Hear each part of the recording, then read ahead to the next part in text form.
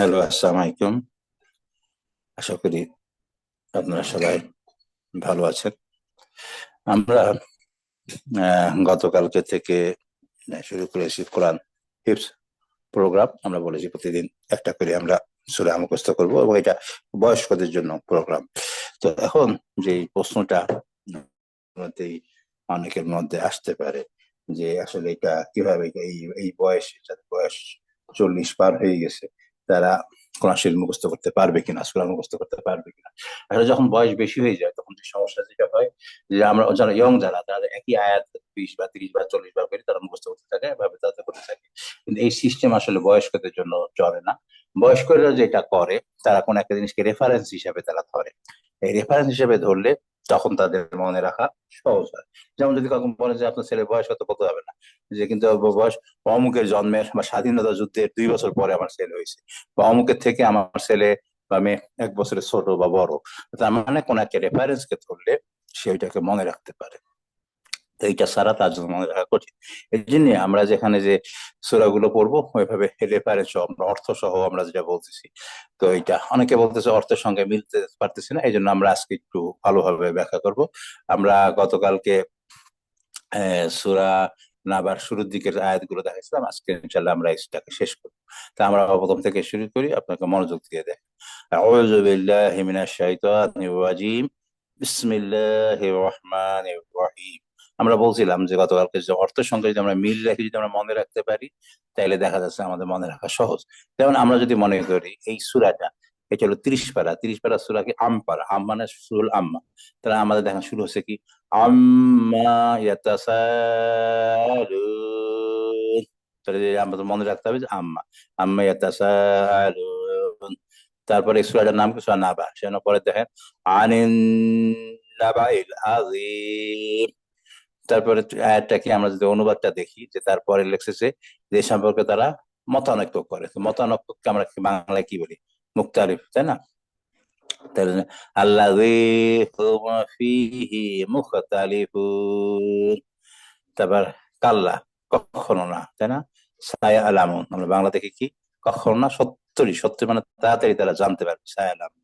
তাহলে কি আসলো দেখেন, যে কাল্লা সায়া আলামুন, সুম্মা অতঃপর, আবার একই জিনিসটা এটা আবার আসতেছে, সুম্মা কাল্লা সায়া আলামুন। তারপরে তুমি কি দেখো না বা জানো না, এটা কি আলাম তারা, তুমি কি দেখো না, আলাম আলাম মানে তুমি কি দেখো না কি, আলাম নাজ আলিল আরদা মিহাদা। আচ্ছা, তুমি কি দেখো না কিভাবে আল্লাহ কি করতেছেন, আর আর মানে কি পৃথিবী, পৃথিবীকে কি বিছনা হিসাবে। তো সেই আমরা একটা মনে রাখতে পারি, যে এই যে বাংলা অনুবাদ যদি আমরা দেখি, আমি কি করিনি ভূমিকে বিছানা, তাই যে সেটা হলো আলাম। আচ্ছা, আমি কি করিনি, তা আমি আমি কি করিনি কি, নাজ আলিল আরদা মিহাদা, আমি কি করিনি জমিনকে বিছানা। ওয়াল, ওয়াল এবং ওয়াল মানে এবং, জিবাল, জিবাল মানে কি পাহাড়, ওয়াল জিবালা আওতাদা। তাহলে এখন দেখেন যে পাহাড়কে কি করছে, পেরেক হিসাবে ব্যবহার করা হয়েছে। তো সেখানে আমরা পারতেছি হলাম আহ যার জন্য আমাদের প্রথমে আসলে হলো পৃথিবীর আলোচনা, তারপরে আসলে হলো আহ পেরেকে এই পাহাড়ের আলোচনা, মানে এখানে কোনো ইকয় নাই। তারপরে কি, ও খালাকনা, খালাকনা মানে কি সৃষ্টি করা, ও খালাকনাকুম আজওয়াজা, অর্থাৎ জোড়ায় জোড়ায়। ওয়াজআলনা, নাও ওয়াজআলনা, এবং আরো কি করছি দেখেন আবার, আমি তোমাদের নির্যাকে করেছি, কি করেছি, এই যে আমি করেছি, আমি করেছি কি করেছি, ওয়াজআলনা, ওয়াজআলনা নাওমা, আমরা দেখেন নাও মানে হলো ঘুম, তাই না?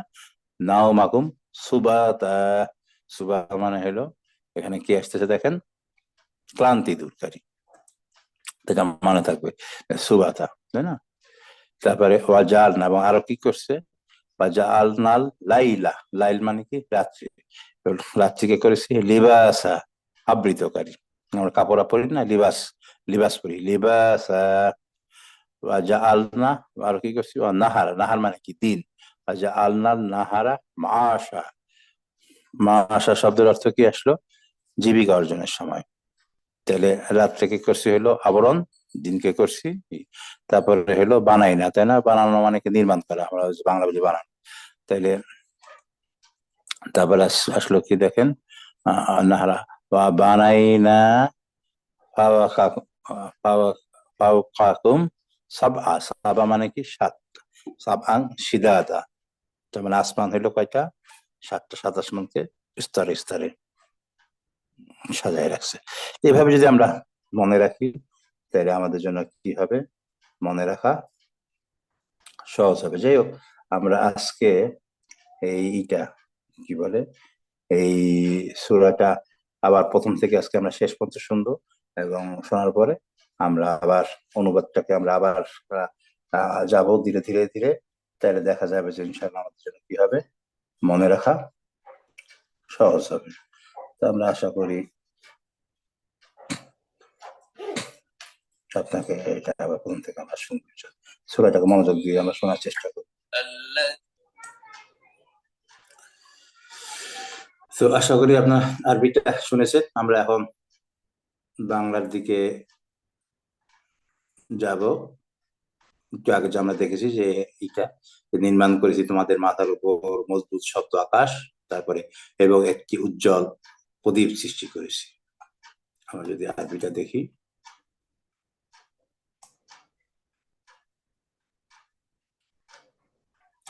আমরা যে বানাইনা ফাওকাকুম সাবআ সিদাদা, ঠিক আছে। ওয়া জাল না, আগের যেটা ওয়া জাল তৈরি করছি কি, সিরাজাও, সিরাজান নক্ষত্র, হাজা অর্থাৎ সূর্যকে, সিরাজা এই যে একটা উজ্জ্বল প্রদীপ সৃষ্টি করেছি, উজ্জ্বল প্রদীপ সৃষ্টি করেছি। এরপরে যদি আমরা যাই তাহলে আমরা আনজালনা মিনাল মুসিরাতি মা সাজ্জাজা, যার বাংলা অর্থ হলো, আমরা পুরাটা আসলে পড়ে যাচ্ছি, তার নিয়ে আপনাদের মনে রাখা সহজ। এবং আমি জলধর মেঘমালা থেকে প্রচুর বৃষ্টিপাত করি, যাতে তার দ্বারা উৎপন্ন করি শস্য, উদ্ভিদ ও পাতাঘন উদ্যান। নিশ্চয় বিচার দিবস নির্ধারিত রয়েছে, যেদিন সিংহায় ফুঁক দেওয়া হবে, তখন তোমরা দলে দলে সমাগত হবে।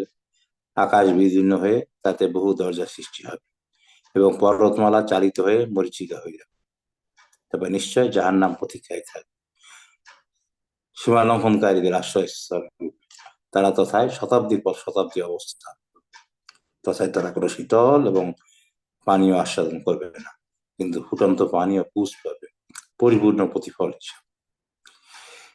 আমরা গতদিন এই পর্যন্ত বলছিলাম, আজকে আমরা নিশ্চয় তারা হিসাব নিকাশ আশা করতো না, এবং আমার আয়াতসমূহ মিথ্যা, পুরোপুরি মিথ্যা আরোপ করত। আমি সবকিছু লিপিবদ্ধ করে সংরক্ষণ করেছি, অতএব তোমরা আস্বাদন করো, আমি কেবল তোমাদের শাস্তি বৃদ্ধি করব। পরহেজগারদের জন্য রয়েছে সাফল্য, উদ্যান, আঙ্গুর, সমবয়স্কা, পূর্ণ যৌবনা তরুণী এবং পূর্ণ পান পাত্র। তারা তথা অসার ও মিথ্যা বাক্য শুনবে না।